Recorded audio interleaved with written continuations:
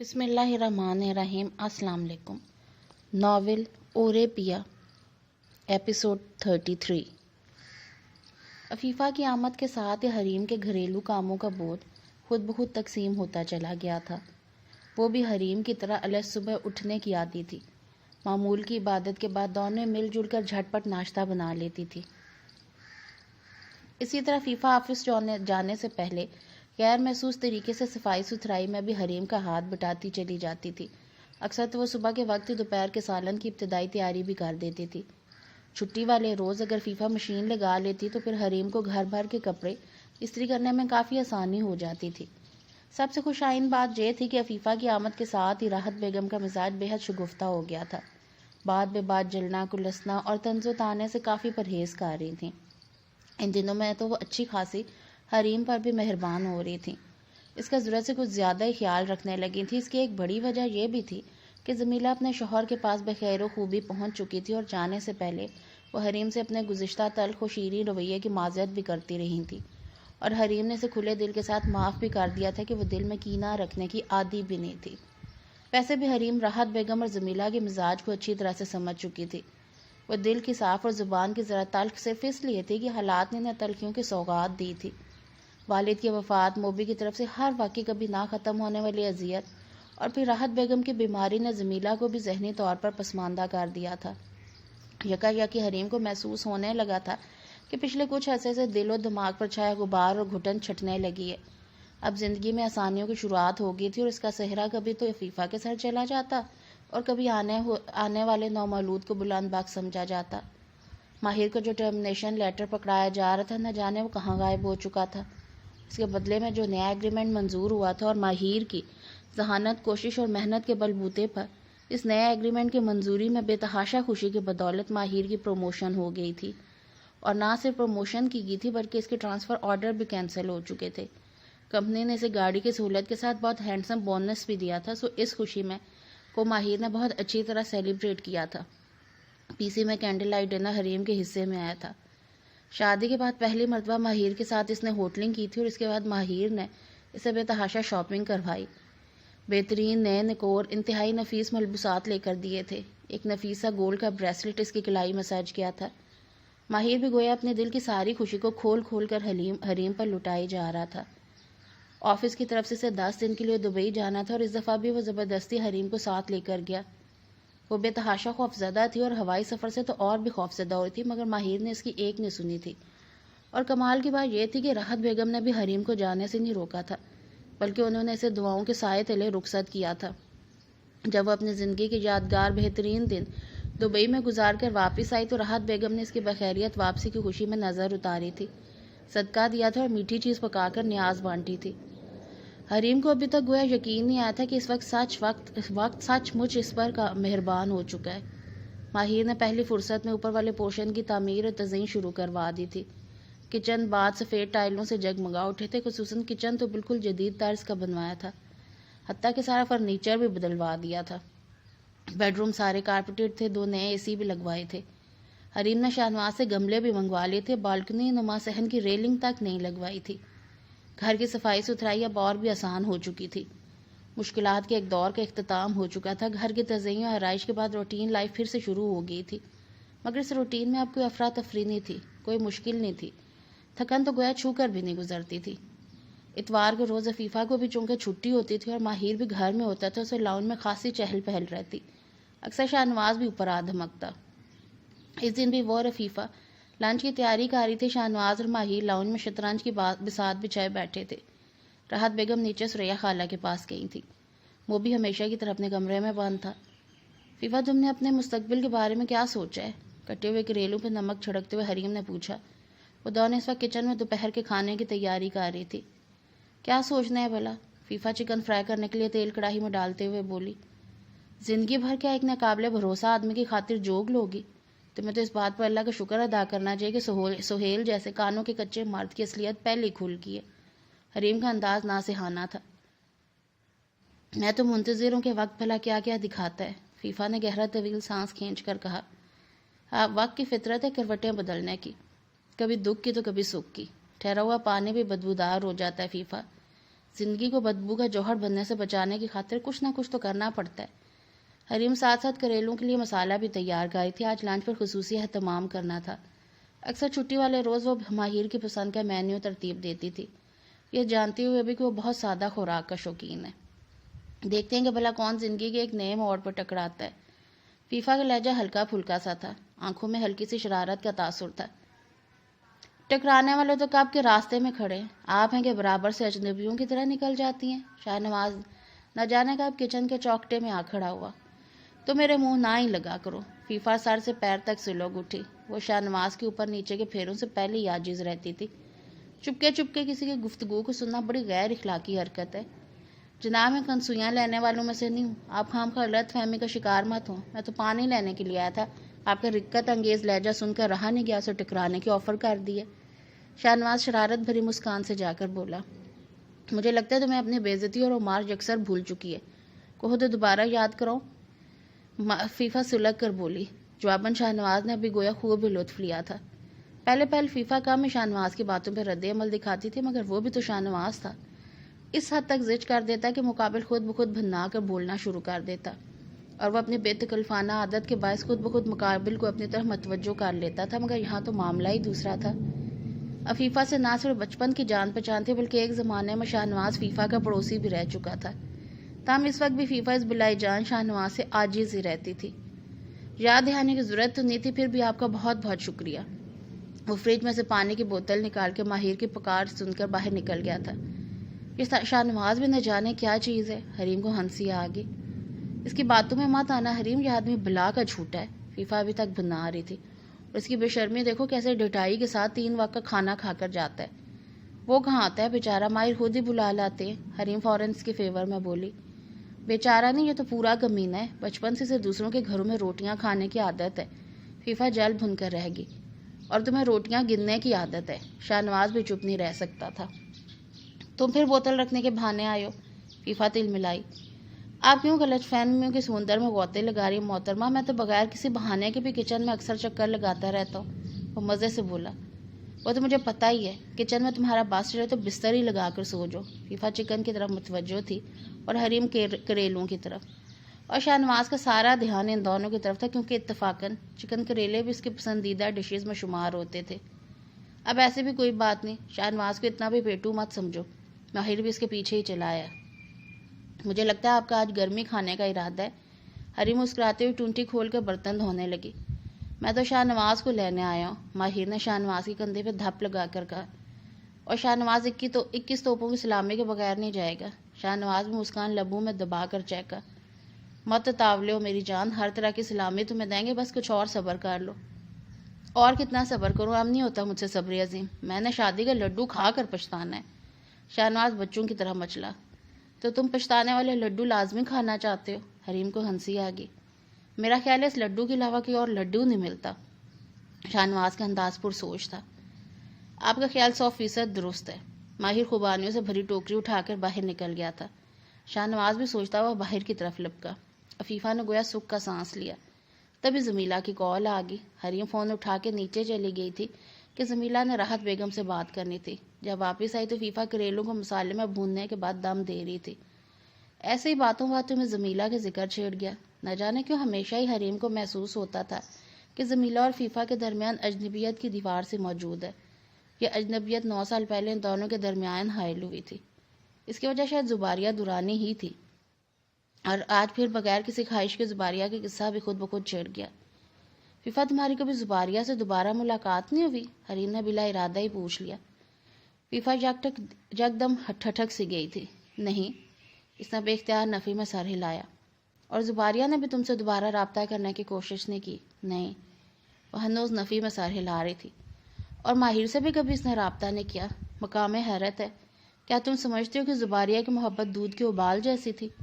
حریم تو ایسی بات برائے بات کر رہی تھی، اس گفتگو کا کوئی خاص مقصد بھی نہیں تھا، مگر بعض دفعہ بہت عام سی بات بری طرح سے ٹھٹکا دیتی ہے۔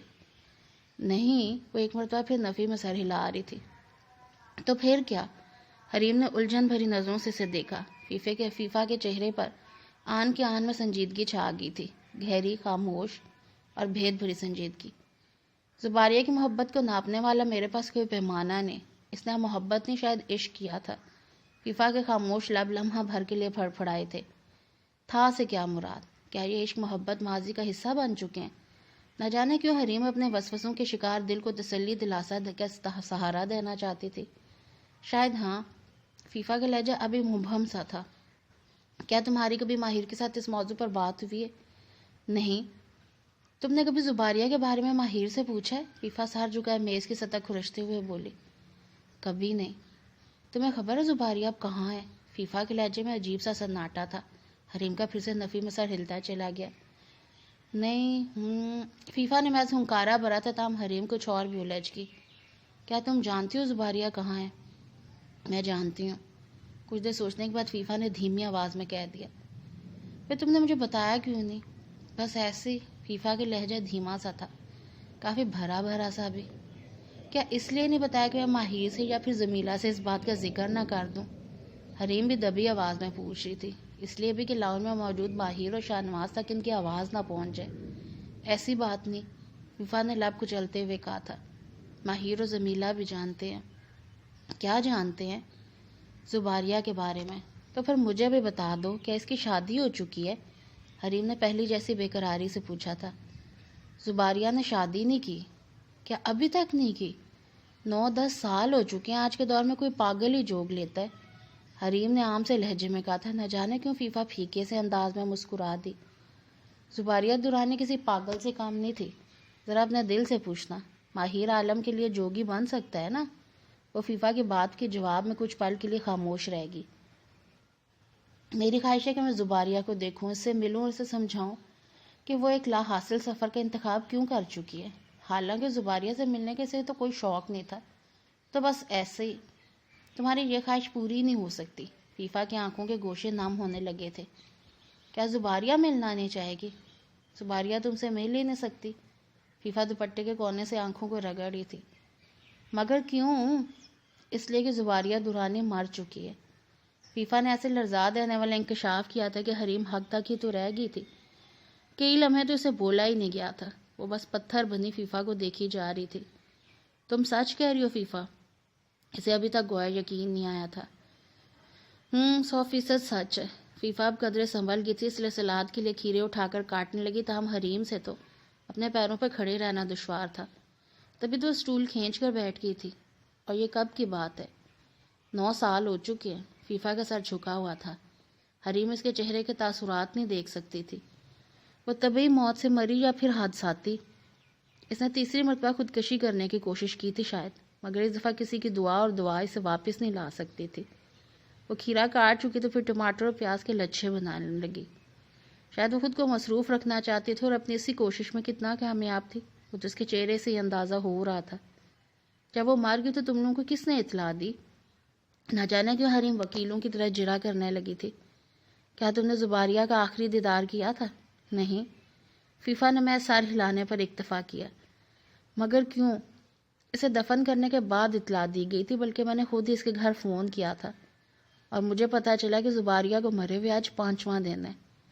فیفا نے ایک طویل گہرا سانس خارج کیا۔ اور ماہر کا بھلا کیا رد عمل تھا؟ حریم نے کچھ چبھتے لہجے میں پوچھا۔ ماہر نے کہا جو فصل بوئی جاتی ہے بالآخر کٹائی بھی اسی کی ہوتی ہے۔ زباریہ اپنا کیا بھگت رہی ہے، جس قبر میں سے اتارا گیا ہے، دراصل وہ قبر خود زباریہ نے اپنے لیے کھدوائی تھی۔ تو ماہر کی اس رویے کو بھلا کیا کہو گی؟ حریم کی نگاہوں میں بے چینیوں کے عذاب اتر آئے، آنکھوں میں الگ سے ریت چبھ رہی تھی۔ حق بجانب، فیفا نے 2 لفظوں میں بات سمیٹی۔ کیا وضاحت کرو گی؟ حریم کا لہجہ بلاغ ملتجیانہ تھا۔ زباریہ نے خود اپنے ساتھ ظلم کیا تھا، اسے کسی نے مجبور نہیں کیا تھا۔ وہ محبت میں پاگل ہو رہی تھی، جبکہ دوسری طرف ماہر کے محسوسات اس کے لیے قطعاً مختلف تھے۔ اسے اچھے کلاس فیلوز اور دوستوں کی طرح ٹریٹ کرتا تھا۔ زباریہ نے جو کچھ بھی کیا تھا، یہ خالص اس کا اپنا بھگتان تھا۔ ماہر کے دل کے ساتھ ساتھ ضمیر بھی مطمئن ہے، صاف ہے۔ وہ ایک جنونی کے جنون خیز محبت کو تسلیم نہیں کرتا تھا۔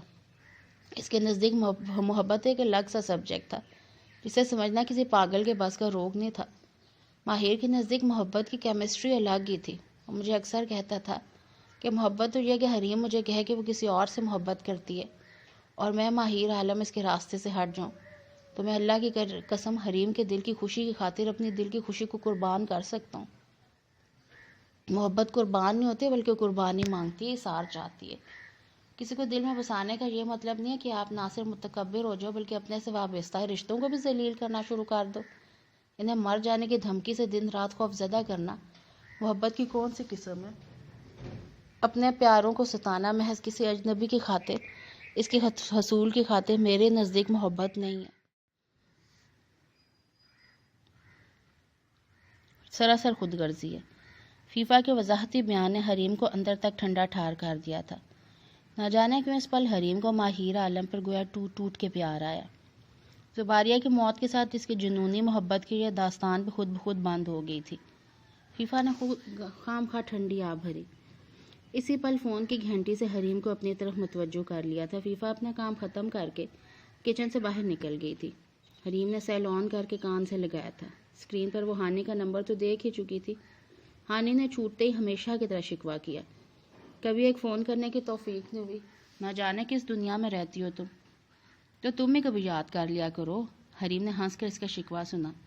میں ہی تو کرتی ہوں، تم نے کب ایک کال کرنا بھی گوارا کیا ہے؟ کبھی بوا اور بابا کا حال ہی پوچھ لیا کرو۔ ہانی سخت خفا ہو رہی تھی۔ اچھا بتاؤ نا، بابا کی طبیعت کیسی ہے؟ اور بوا کی موڈ کی بھی سناؤ۔ حریم نے پیار سے اسے پکارا۔ رہنے دو بی بی، تمہیں ہمارے حال سے کیا لینا دینا، وہ تعصب سے بول رہی تھی۔ دل تو نہیں کرتا تھا تمہیں فون کرنے کا، مگر تو پھر کیوں کرتی ہو؟ حریم نے ہنسی ضبط کر کے پوچھا۔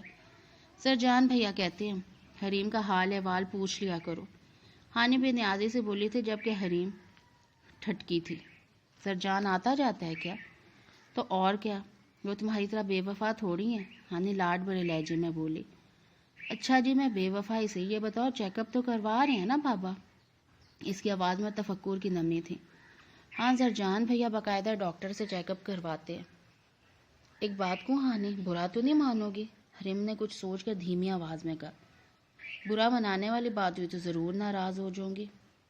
ٹھیک ہے پھر میں نہیں کہتی، حریم نے بھی جتا کر کہا۔ وہ ہانی کی متجسس طبیعت سے اچھی طرح واقف تھی۔ جب تک اس سے اگلوا نہ لیتی اس نے چین نہیں لینا تھا۔ بولو نا، بتا بھی چکو، وہ بے صبرے پن سے بولی۔ ہانی پلیز غصہ مت کرنا، حریم نے ملتجیانہ کہا تھا۔ بات تو بتاؤ، زرجان سے کہنا ہمارے گھر مت آیا کرے۔ بالآخر اس نے سوچ سوچ کر کہہ دیا۔ ہانی کچھ پل کے لیے چپ سی ہوگی، پھر جب بولی تو اس کا لہجہ خاصا کٹیلا تھا۔ بائی دا وے زرجان بھیا تمہارے گھر میں تو نہیں آتے، اور جس گھر میں وہ آتے ہیں وہ گھر ان کے تایاک ہے، آپ روکنے والی کون ہوتی ہیں؟ تم غصہ کر گئی ہو نا؟ غصہ کیا نہیں، پیا ہے میں نے۔ اگر تم میرے سامنے اس وقت موجود ہوتی تو میں نے تمہارا سر پھوڑ دینا تھا۔ ہانی کے ارادے خاصے خطرناک تھے۔ اف، کتنے ظالم ہو چکی ہو تم ہانی، حریم نے مصنوعی جھرجھری لی۔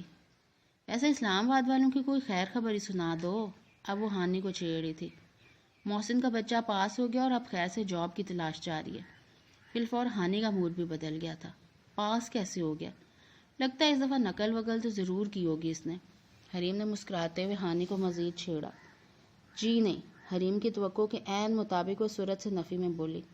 اس دفعہ محسن نے خوب محنت کی تھی، ظاہر ہے منگنی کی خوشی کیا کم تھی، خوشی کے مارے وہ پاس ہو گیا، یہی سمجھ لو۔ ہانی جان گئی تھی کہ حریم محض اسے چڑھا رہی ہے، سو وہ چڑھنے کے بجائے الٹا مسکرانے لگی۔ خالہ کب تک چکر لگائیں گی؟ اور وہ ذرا سنجیدگی کا دامن تھامنے لگی تھی۔ یہ تو پتہ نہیں۔ اور محسن نہیں آئے گا؟ کہہ رہا تھا جاب کی مٹھائی لے کر ہی آؤں گا۔ چلو اللہ بہتر کرے گا، اس کی جاب لگنے کے فوراً بعد شادیانے باز اٹھیں گے۔ حریم کی آنکھیں اس تصور سے جگمگانے لگی تھی۔ ہانی کی خوشی میں ان کی خوشیاں پوشیدہ تھیں۔ اس کے لب اور دل ہر وقت ہانی کے لیے دعا گو رہتے تھے۔ یہ اس کی دعاؤں کا نتیجہ تھا کہ ہانی بہت چاہنے والی خالہ کے گھر جا رہی تھی۔ ہانی سے اس کی محبت بھی بہت عجیب تھی۔ کبھی ایک دوسرے کے علاوہ انہیں تیسرے کی ضرورت محسوس نہیں ہوتی تھی۔ ہانی کے ساتھ ہونے والے حادثے کے بعد وہ اسے اور بھی عزیز ہو گئی تھی، اور کبھی کبھی وہ سوچتی تھی کہ ہانی کے لیے اگر اسے جان بھی دینا پڑے تو وہ دے سکتی ہے۔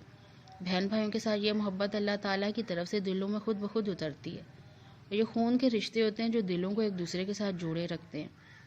اگر کبھی یہی رشتے قربانی مانگیں تو دل تک اپنے پیاروں پر قربان ہونے کے لیے بےتاب ہو جاتے ہیں۔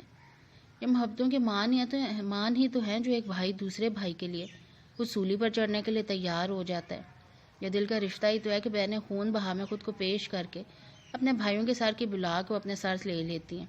یہ خون کا ناتا ہی تو ہے جو رشتوں کے تسبیح کی موتیوں کی طرح ایک دوسروں کے ساتھ جڑے ہوئے ہیں۔ محبتوں کے یہ سلسلے اول سے لے کے ابد تک قائم رہیں گے، چاہے یہ محبت بیٹی کی اپنے باپ اور بھائی سے ہو، شوہر یا اولاد سے ہو۔ تا قیامت محبت کسی بھی رشتے کی صورت میں قربان ہوتی بھی رہے گی، قربانی چاہتی بھی رہے گی۔ بس رگوں میں دوڑنے والے لہو کی گرمی اور حدت کا قائم رہنا شرط ہے۔ 9 اسٹار میں آج شاید کوئی میوزک کنسرٹ تھا۔ منچلوں کی ٹولیاں بیسمنٹ کی سیڑھیاں اتر رہی تھی۔ بے فکرے ہنستے مسکراتے چہرے، خوشبوئیں لٹاتی عورتیں اور نثار ہوتی نظروں سے دیکھتے مرد حضرات۔ ماہر نے اگرچہ ایک الگ تھلگ سی ٹیبل کا انتخاب کیا تھا، تاہم انٹرنس ڈور سے بہت آگے ہونے تک چہل پہل ان کی نظروں کے بالکل سامنے تھی۔ بھلا ان لوگوں کی زندگی کا بھی کوئی مقصد ہے؟ ماہر متاسف سا 6-7 لڑکیوں کے ایک گروپ کو دیکھ رہا تھا جو ان کے قریب سے ہی گزر کے بیسمنٹ کی طرف جا رہی تھی۔ کیوں مقصد نہیں؟ حریم نے فوراً بات اچک لی۔ آپ جیسے کئی مرد حضرات آنکھوں کی تراوٹ بخش رہے ہیں، اس سے بڑا مقصد کیا ہو سکتا ہے؟ اس نے اپنی آنکھوں میں شرارت بھری تھی۔ آج ماہر ذرا جلدی آفس سے لوٹ آیا تھا اور ہمیشہ کی طرح اس نے زبردستی باہر ڈنر کا پروگرام بنا لیا تھا۔ حالانکہ حریم کو ہوٹلنگ اتنی کوئی خاص پسند بھی نہیں تھی، کچھ اسے راحت بیگم کی ناراضگی کا بھی خدشہ لاحق تھا، مگر کمال مہربانی سے جب انہوں نے اسے باہر جانے کی اجازت دے دی تو حریم کو ایک دم ہی بے تحاشا خوشی کے احساس نے چھو لیا۔ بہت مشکل سے اس کی جگہ راحت بیگم کے دل کے کسی کونے میں بانے چکی تھی۔ اب یا تو یہ زمیلہ کے دور چلے جانے کا کمال تھا یا پھر گھر میں پہلے سے زیادہ خوشحالی کی آمد نے ان کا مزاج بدل کے رکھ دیا تھا۔ جو بھی تھا، حریم نے امی میں بہت سی تبدیلیاں نوٹ کی تھی۔ شادی کے اوائل دنوں سے جو سرد موری وہ فیفا اور ماہر کے درمیان دیکھتی تھی، اب اس کا نام و نشان بھی باقی نہیں تھا۔ تم کہاں کھو گئی ہو؟ ویٹر کھانا سرو کر چکا ہے میڈم۔ ماہر نے اس کی آنکھوں کے سامنے ہاتھ لہرائے۔ حریم کو شرمندہ سی ہو کر سنبھل گئی۔ تم ان ماڈل سے زیادہ خوبصورت ہو، کام کرنے اس قدر حسرت سے نہ دیکھو۔ ماہر ایک لمبی بانس کی طرح دار لڑکی کو دیکھتے ہوئے بولا تھا جو حریم کی نظر کے حصار میں تھی۔ میں اس کی لمبائی دیکھ رہی ہوں۔ حریم کھانے کی طرف متوجہ ہوگی۔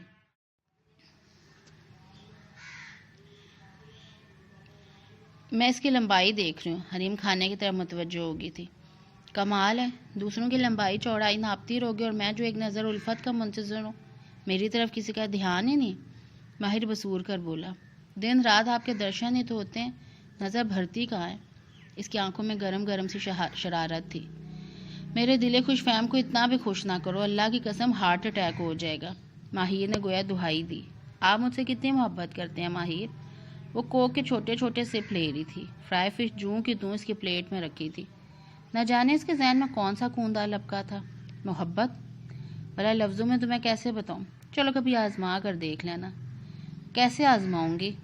کیا تم سچ مچ میری محبت کو آزمانا چاہتی ہو؟ وہ کھانا چھوڑ کر حریم سے پوچھ رہا تھا۔ سنجیدگی اس کی آنکھوں سے حویدہ تھی۔ وہ سمجھ رہا تھا کہ حریم مذاق کر رہی ہے۔ اس نے اس بات میں سر ہلا دیا۔ حالانکہ حریم کی ایسی کوئی خواہش نہیں تھی، مگر کبھی کبھار بغیر خواہش کے بھی لبوں سے بہت کچھ نکل جاتا ہے۔ انسان جانتا تک نہیں اور اس کے کہے گئے ادا کیے گئے لفظ پکڑ میں آ جاتے ہیں۔ اگر میں کہوں ماہر عالم میری محبت کی خاطر مجھے چھوڑ دے تو کیا مجھے چھوڑ دیں گے؟ حریم کے لبوں سے بے ساختہ پھسل گیا اور پھر وہ خود بھی حیران ہو رہی تھی۔ اس نے بھلا کیا بول دیا ہے؟ یہ کیا بکواس ہے؟ ماہر نے ناراضگی سے سر کو جھٹکا۔ بتائیے نا۔ اس کا اصرار خود اس کی اپنی سمجھ سے بھی بالا تر تھا۔ میں تمہاری خاطر تمہیں ہرگز نہیں چھوڑ سکتا، یہ میرے اختیار سے باہر ہے۔ تم کہوگی تو یہ خطہ چھوڑ دوں گا، بر اعظم چھوڑ دوں گا، حتیٰ کہ یہ دنیا تک چھوڑ دوں گا، مگر حریم جمال کو چھوڑنا میری زندگی کا خاتمہ ہے۔ اگرچہ کوئی کسی سے پچھڑ کے مرتا نہیں ہے، مرتا تو انسان اس وقت ہے جب اس کا دنیا میں دانہ پانی ختم ہو جاتا ہے۔ موت کسی کے جدا ہونے سے نہیں آتی، بلکہ زندگی کے دن ختم ہو جانے کی وجہ سے مرنا پڑتا ہے۔ جدائی میں انسان کا دل مرتا ہے، روح نہیں۔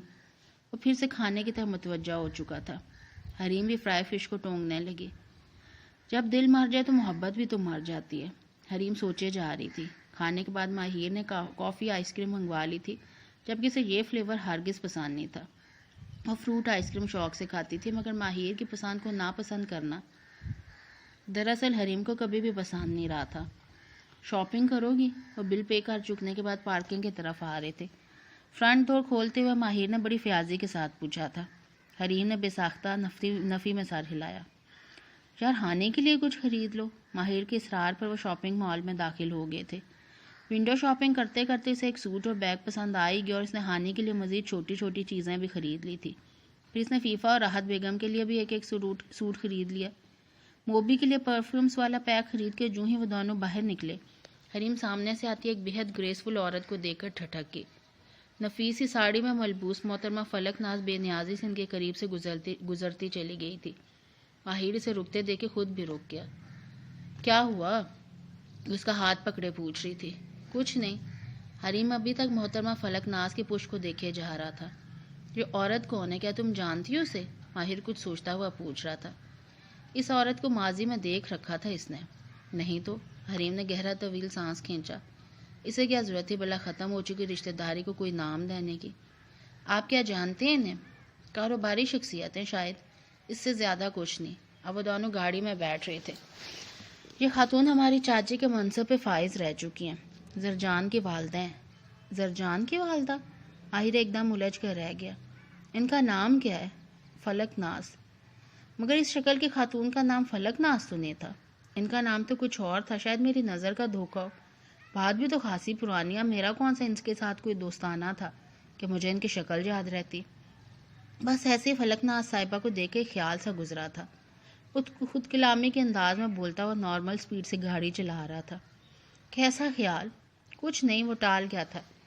اس بات تو بات دب گئی تھی۔ حریم نے بھی زیادہ کریدا نہیں تھا، ویسے بھی اس کی زیادہ کریدنے والی عادت نہیں تھی۔ اگلے کچھ دن پھر سے مصروفیت کا نظر ہو گئے۔ جمعے کے روز ماہر نے اپنی شادی کی سالگرہ کو خاصا دھوم دھام سے منایا تھا۔ اس دفعہ بھی راحت بیگم خرچہ ہوتا دیکھ کر بھی نہیں بولی تھی، حتیٰ کہ نیلم کا سیٹ جو ماہر نے سب کے سامنے حریم کو پہنایا تھا، اسے دیکھ کر وہ بھی خوشی ہوتی رہی تھی۔ یہ مقام حیرت تھا، حالانکہ حریم سیٹ کو دیکھ کے کافی دیر ناراض ہوتی رہی۔ کیا ضرورت تھی اس فضول خرچی کی؟ مجھے روکا مت کرو، میں تمہاری ساری خواہشات پوری کرنا چاہتا ہوں۔ تم نے مشکل وقت میں میرا بہت ساتھ دیا حریم، اور میں تمہاری ہر خواہش کو پورا کرنا چاہتا ہوں، اور یہ میرے دل کی سب سے بڑی خوشی ہے۔ اس کے ہاتھ چوم کر بول رہا تھا۔ مگر ماہر، وہ کچھ کہنا چاہتی تھی مگر ماہر نے اسے ٹوک دیا۔ کوئی اگر مگرنے کو کچھ مت کو، ابھی مجھے اپنے دل کی خوشی پوری کر لینے دو۔ وہ اس کی روشن پیشانی چوم رہا تھا۔ اس کا دل ماہر کی اس بے لوث شدید محبت اور بے اختیار رو پڑا۔ یہ ایک شام کی بات تھی جب موبی چپکے سے اس کے کمرے میں چلا آیا۔ آج سے پہلے اس کے کمرے میں کبھی نہیں آیا تھا۔ آؤ موبی، وہ لیٹے ہوئی تھی، اٹھ کر بیٹھ گئی۔ موبی دھیرے دھیرے چلتا ہوا اس کے قریب آ کر بیٹھ گیا۔ ایک بات تو بتاؤ موبی، کچھ دیر سوچنے کے بعد وہ بولی تھی۔ کون سی بات؟ کیا تم زباریہ کو جانتے ہو؟ حریم نے موبی کو چونکا دیا۔ کون زباریہ؟ وہی جو زمیلہ کی دوست تھی۔ وہ بہت ٹھہر ٹھہر کے پوچھ رہی تھی۔ زمیلہ کی دوست تو نہیں تھی تو پھر کون تھی؟ بس تھی ایک پجارن۔ پجارن؟ پجارن تھی وہ، پاگل تھی، میں تو اسے پاگل ہی کہوں گا۔ انسان بھی تو مٹی کا ایک پتلا ہے، ایک بت کی طرح ہے، بھلا پتھروں اور پتلوں کی پوجا صاحب علم اور عقل رکھنے والا کر سکتا ہے؟ میرے نزدیک پاگل تھی جو عشق مجازی سے حقیقت کے راستے کی طرف جاتے ہوئے ایک اور راہ کا انتخاب کر بیٹھی تھی۔ موبی کی آواز پھر سے 70 سالہ بوڑھے کی طرح ہو گئی تھی، لرزیدہ اور پھٹی پھٹی آواز۔ جو محسوس ہو رہا تھا گویا کوئی ریشہ زدہ بوڑھا بول رہا۔ اور وہ راہ کون سی تھی؟ جنون کی راہ، جو عقل و شعور اور فہم تک چھین لیتی ہے۔ اور اس جنون کی راہ نے زباریہ دورانی کو قبر میں اتار دیا۔ کون سی قبر؟ وہی جس میں مردوں کو دفناتے ہیں۔ آپ نے زباریہ کی قبر دیکھی ہے؟ نہیں۔ تو پھر اس کی قبر کس نے دیکھی ہے؟ عفیفہ نے، اور شاید ماہر نے بھی۔ وہ اپنے دھک دھک کرتے دل کو ڈپٹ رہی تھی، مگر دل تھا کہ خوف کی وجہ سے کپ کپائے جا رہا تھا، اور وہ قبر کسی بھی وجود سے خالی ہے۔ بوڑھے نے کہکھا لگانا چاہا مگر اس کوشش میں اس کے آنسو نکل پڑے تھے اور روتا روتا ہی سو گیا۔ نیند اس حالت میں اس پر بہت جلدی حاوی ہو جاتی تھی۔ کیا مطلب؟ حریم پوچھنا چاہتی تھی مگر پوچھ نہیں پائی۔ اسی پل عفیفہ نے کمرے میں پہلا قدم رکھا۔ وہ بے ساختہ ہی عفیفہ کی طرف متوجہ ہو گئی تھی۔ اس کے ساتھ ہی ایپیسوڈ کا ہوتا ہے اینڈ۔ ناول اب اپنی اینڈ کی طرف گامزن ہے، اور آگے سے مزید اس میں ایک موڑ آنے والا ہے جو ہم میں سے کسی نے بھی ایکسپیکٹ نہیں کیا ہوگا۔ اللہ حافظ۔